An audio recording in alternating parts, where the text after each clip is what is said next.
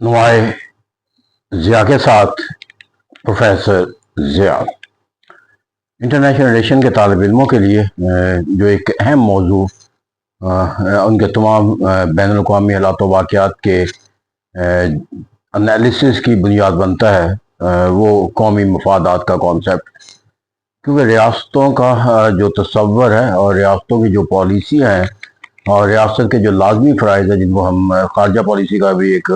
पहलू रखते हैं, और रियासतों के बाहमी तल्लुकात को जो है वो एक नागुज़ीर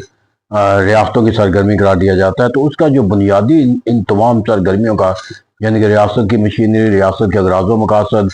और रियासत के मफादात का जो तहफ़्फ़ुज़ करना है, उन तमाम के लिए जो एक तसव्वुर लिया जाता है, that is called the national interest. अगर ये कहा जाए तो गलत ना होगा कि दुनिया के अंदर हर रियासत और हर कौम जो है वो अपने कौमी मफादात के तहफ़्फ़ुज़ को जो है वो अपना एक बुनियादी मकसद तसव्वुर करती है। लेकिन कौमी मफादात का ये तसव्वुर जितना ज़्यादा जो है वो एक नागुज़ीर कॉन्सेप्ट हर कौम के लिए, वहाँ पर इसकी जो डिफ़ाइन करने का जो कॉन्सेप्ट है वो इतना ही ज़्यादा इबहाम का जो है वो तसव्वुर जो है वो पेश करता हुआ नज़र आता है। इसका किसी एक मानी और मफ़हूम के तहत इसको किसी पैराए के अंदर कुछ अल्फाज के अंदर जो है वो नेशनल जो इंटरेस्ट का जो तसव्वुर है, इसको जो है वो हम बयान करने से कासिर ये मुसन्निफ़ीन और मुफ़क्किरीन की जो राह को भी अगर हम बुनियाद बनाकर देखें, तो उन मुसन्निफ़ीन और मुफ़क्किरीन के कौमी इंटरेस्ट के डिफ़ाइन करने के लिहाज से मुख्तलिफ नज़रियात जो है वो हमारे सामने आते हैं। इस तरह एक इंटरनेशनल रिलेशन के एक तालिब इल्म के तौर पर एक बेहतर तसव्वुर जो है वो नेशनल इंटरेस्ट हासिल करने के लिए ज़रूरी है कि हम इस तसव्वुर से मुतल्लक जो मुख्तलिफ पहलू हैं उनको समझें, ताकि फिर हम उसकी बुनियाद के ऊपर जो है वो एक एनालिसिस तश्कील कर दे सकते हैं कि what is mean by the national as student of the international relation. अगर मैं सबसे पहले इसके अंदर आगाज़ करना चाहूँ तो हम मार्गेंथियो को जो है एक बहुत बड़ा मुसन्नफ़ है, उसका जो है वो जायज़ा ले सकते हैं सोच और फिक्र का। तो वो कहता है कि बुनियादी तौर पर जो रियासतों का जो कौमी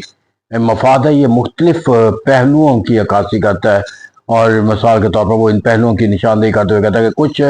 ऐसे अवामिल होते हैं जो मुश्तरका मफादात का तसव्वुर जो है वो देते हैं। फिर इसी तरह जाकर कुछ जो कौमी मफादात होते हैं, अब मुश्तरका मफादात से क्या मुराद है, एक ऐसा ऑब्जेक्टिव या एक ऐसा एजेंडा या एक ऐसा जो टारगेट है जिसको हासिल करने की जद्दोजहद या इसको कामयाब हासिल करना जो है वो किसी एक रियासत की जो है वो ख्वाहिश और ज़रूरत नहीं होती, बल्कि जो है वो मुख्तलिफ रियासतें बाहिम इश्तराक से उनको हासिल करने की जद्दोजहद करती है। जैसे हमने मिसाल के तौर पर बाईलैटरल एग्रीमेंट हो गया या मल्टी नेशनल एग्रीमेंट हो गया, और इसके अंदर एक वसी के अंदर हम अलाइंस कह सकते हैं, या इसी तरह कौमी मुत्तहिदा का क़याम जो है। तो इसे कहते हैं वो रियासत के जो कौमी मफादात है, इनके तहफ़्फ़ुज़ का जो पहला जो तस्वर है वो है कि मुश्तरका मफादात का तहफ़्फ़ुज़ करना, यानी कि अपने मफादात का एक ऐसा तस्वर कायम रखना जिसकी तश्कील के लिए और जिसके नशोनुमा के लिए और जिसके असूल के लिए बाहिम इश्तराक जो है वो इख्तियार किया जाता है। फिर यहाँ पर जाकर तज़ादाती एक मफादात का कॉन्सेप्ट जो है वो सामने आता है मॉर्गेंथो की सोच और फिक्र के मुताबिक। अब तज़ादाती जो मफाद का तस्वर है, कहते हैं मुख्तलिफ रियासतों के मफादात जो है वो या मुख्तलिफ तंजीमों के जो मफादात होते हैं बैन अवी सतह के ऊपर, वो एक दूसरे से अपने नौइयत, हायत और अहदाफ के लिहाज से वो मुतज़ाद सोच और फिक्र के आइनादार होते हैं। इस तरह यहाँ पर जाकर जो है वो जो मफादात कौमी है, उसके अंदर हर ग्रोह और हर रियासत जो है वो उस सोच और फिक्र के तहत जो है वो नताइज हासिल करने की कोशिश करती है जो उसकी अपनी सोच और फिक्र से। इस तरह एक मुतज़ाद सोच और फिक्र के मुकाबले में अपनी सोच और फिक्र को नाफज करना जो है डेट इज बिकम द तज़ादाती मफादात। जैसा कि अगर हम कहा जाए कि डेमोक्रेटिक निज़ाम वर्सेस जो है वो अथॉरिटेरियन निज़ाम या कैपिटलिस्ट निज़ाम वर्सेस कम्युनिस्ट निज़ाम, तो डेमोक्रेटिक निज़ाम नॉन डेमोक्रेटिक सिस्टम। तो इसे कहते हैं यहाँ पर जो एक सोच और फिक्र का जो तज़ाद आ जाता है, उसके अंदर हर तज़ाद के अंदर जो शामिल कुव्वत होती है या रियासत होती है, वो अपने मफादात के मुताबिक जो है उस तज़ाद से नताइज जो है वो हासिल करने की जो है वो कोशिश करते हैं। फिर यहाँ पर जाकर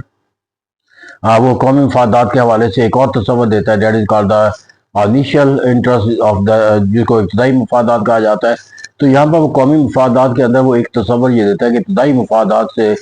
मुराद वो है कि जो रियासत के तस्वर को قائم رکھنے کے لیے اور اس کو استوار کرنے کے لیے جو ہے وہ ریاست کو ان اہداف کو جو ہے وہ ہر حالات کے اندر جو ہے وہ حاصل کرنا ہوتا ہے، جس کے اندر اندرونی استحکام ہے، معاشی ترقی کا تصور ہے، یا خارجہ لحاظ سے دنیا کے اندر مختلف ممالک کے ساتھ اپنے تعلقات کی نشوت، دیٹ از کالڈ دا انیشیو، یعنی کہ وہ فنکشن ہے جو ریاست جو ہے وہ اپنے سرگرمیوں کے جو اہداف ہے ان کے اندر ان میں سے کسی سے بھی انحراف نہیں کر سکتی، یا اس سے انحراف کرنا ان کے لیے جو ہے وہ ممکن نہیں رہتا۔ پھر سیکنڈ اسپیکٹ آ جاتا ہے اس کا، جو that is called the secondary aspect of the national interest. وہ سیکنڈری انٹرسٹ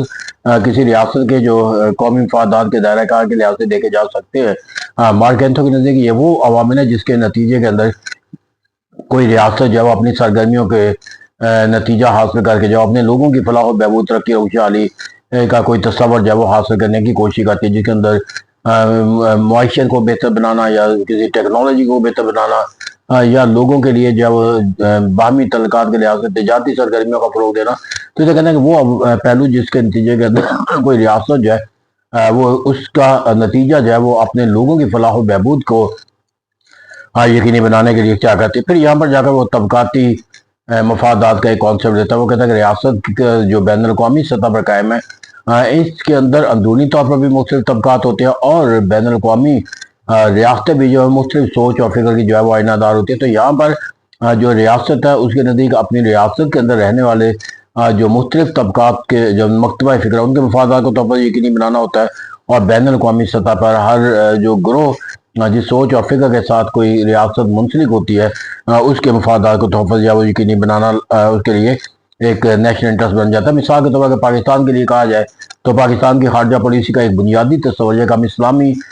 دنیا کے ساتھ اپنے تعلقات کی نشو و نما کو جو ہے وہ یقینی بنائیں گے، یا اسلامی دنیا پاکستان کے تعلقات جو ہے وہ ایک پاکستان کی خارجہ پالیسی کا ایک ایسا پہلو ہے جس سے وہ پاکستان کبھی بھی جو ہے وہ انداز نہیں کر سکتا۔ تو کہتے ہیں یہاں پر جا کر اسے کہا جاتا ہے کہ یہاں پر جو اسلامک کانسیپٹ آ جاتا ہے خارجہ پالیسی کا، that is the reflection of the Morgenthau principle, طبقاتی مفادات کا تصور۔ پھر یہاں پر جا کر مادی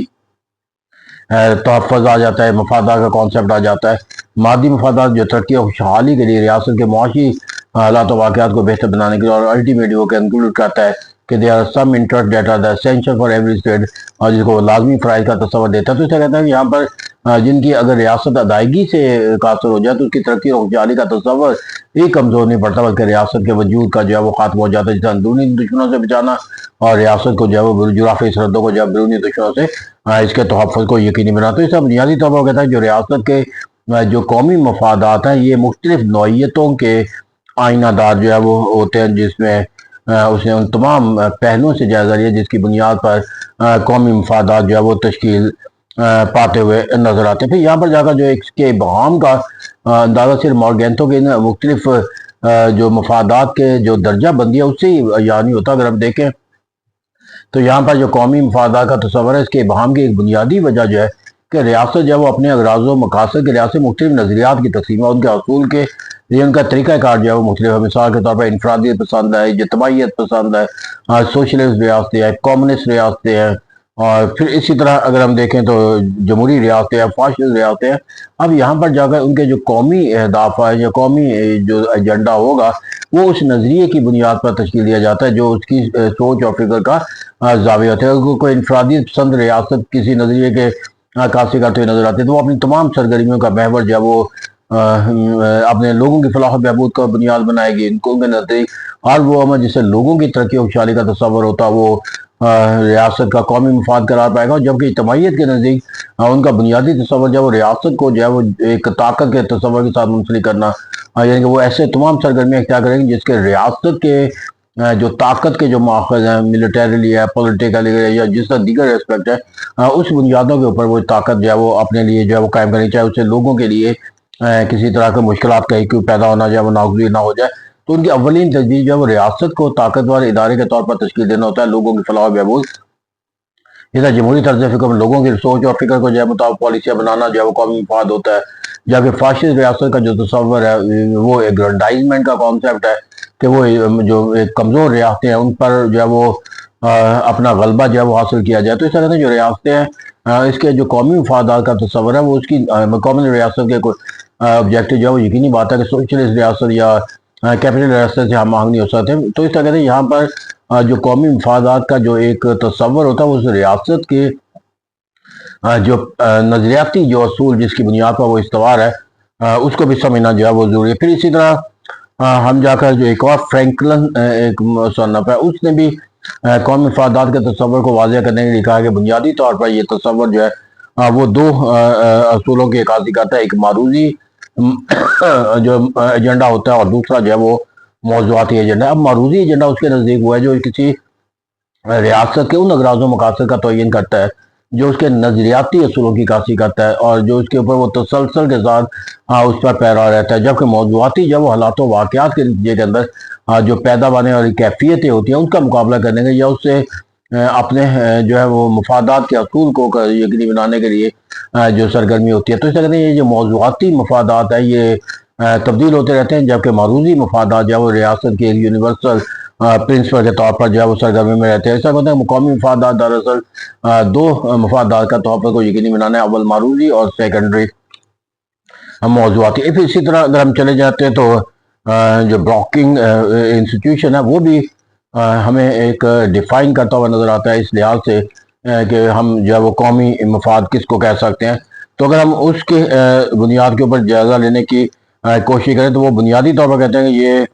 वो अमूमी मफादात हैं जिसके हसूल के लिए रियासत जो है वो सरगर्मी यानी वो बड़ा जनरल यानी कि जिसके साथ रियासत की जो है वो एक सर्टेनिटी या कौनिया हुकूमतों की तब्दीली के नतीजे के अंदर उनके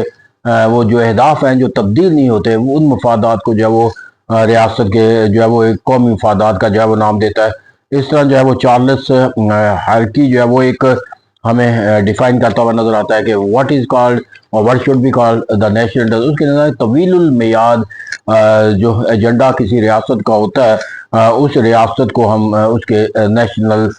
मफादात का जो है वो नाम दे सकते हैं। एक और मुसन्नफ एक राइटर जो है वो हमें इसी तरह डाइके है जो कहता है वो मकासद जो बाहमी तल्लकात के जरिए जो है उनको तहफ़्फ़ुज़ और जो है उसकी तश्कील और नशोनुमा दी जाती है। यानी कि रियासतों के बाहमी तल्लकात के लिहाज से जो मफादात असूल का जो रास्ता इख्तियार किया जाता है उसको हम एक कौमी मफादात का नाम कहते हैं। तो जैसे हमने कहा कि कौमी मफादात का जो तस्वर है ये अपने इस मानी मफहूम के लिहाज से जो है वो मुख्तलिफ सोच और फिक्र को ज़ाहिर करता है। लेकिन हम अगर इंटरनेशनल रिलेशन के तालिब इल्म के तौर पर इसको एक अपने अल्फाज के अंदर इसको मानी और मफहूम देना चाहे तो मैं कहा जा सकता है कि हर वो एजेंडा या हर वो सरगर्मी जिसके नतीजे के अंदर रियासत को उसके मसाइल से निजात दिलाकर उसे किसी ताकत के किसी या खुशहाली के किसी तस्वर के साथ मुंसलिक करने का जो अमल है that is called the national interest. या ये अंदरूनी पहलू का तस्वर रखता हो या ये बैरूनी तस्वर का रखता हो या कौमी तस्वर रखता हो या ये बैन अल-अक़वामी ताल्लुक रखता। तो यानी कि वो तमाम सरगर्मियाँ जिसके नतीजे के अंदर रियासत के जो वजूद है उसके तहफ़्फ़ुज़ वक़ार इज़्ज़त एहतराम और उसकी जो एक शनाख्त है बतौर रियासत एक जो है उससे उसकी मुस्तहकम होना और उसका जो फ़राइज़ का जो दायरा कार है उसको तक़वियत मिलती हो that is called the national interest. Thank you very much.